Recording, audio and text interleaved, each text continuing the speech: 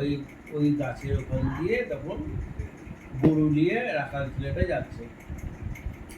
আর সেই গাছের উপর থেকে ওই দুজন, হ্যাঁ, যারা বাস করে গাছে, ওরা তখন বলছে, এই রাখাল, ওই গরু নিয়ে যাচ্ছিস তুই এটা দিয়ে, তো আমাকে এই গরুর দুধ কিন্তু দিয়ে যাবি। হ্যাঁ, রাখাল বলছে কে ভাই, চারিদিকে তাকিয়ে দেখছে কেউ নাই, কে বলছে এরকম কথা, যে গরুর দুধ আমাকে দিয়ে যাবি। রাখালটা তাকাচ্ছে, চারিদিকে তাকাচ্ছে, তাকিয়ে দেখতে পাচ্ছে না কাউকে।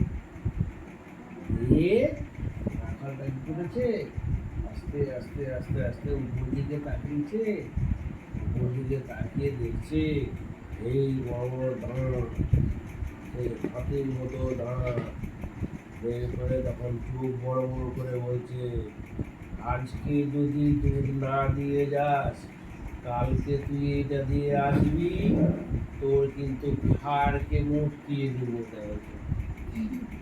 রাখাল বলছে, বাপ, এখন যদি বলি যে না দিব না দুধ, তাহলে ঘাড় মুটকিয়ে দিবে।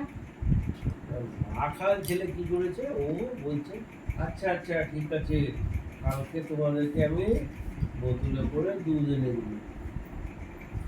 ঠিক আছে, হ্যাঁ, তাহলে আজকে যা, কালকে কিন্তু এটা দিয়ে যদি যাস তাহলে দুধ দিয়ে যাবি, তাহলে তোর ঘাড়কে মুটকে দেবো।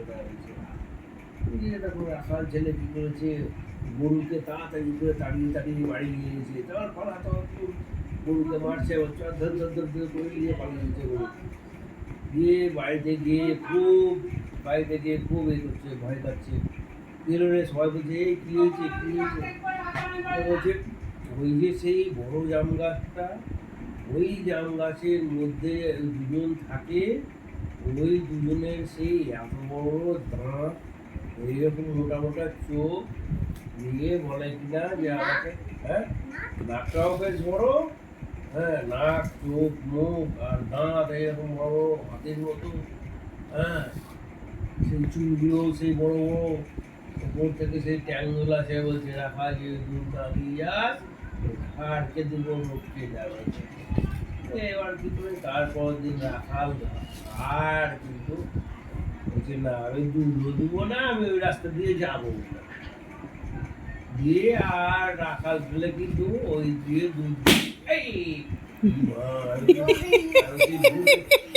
ফাটিয়ে দিল নাকি ভাই, হ্যাঁ, এই দুধে এত যে ফাটিয়ে দিলে বেলুন।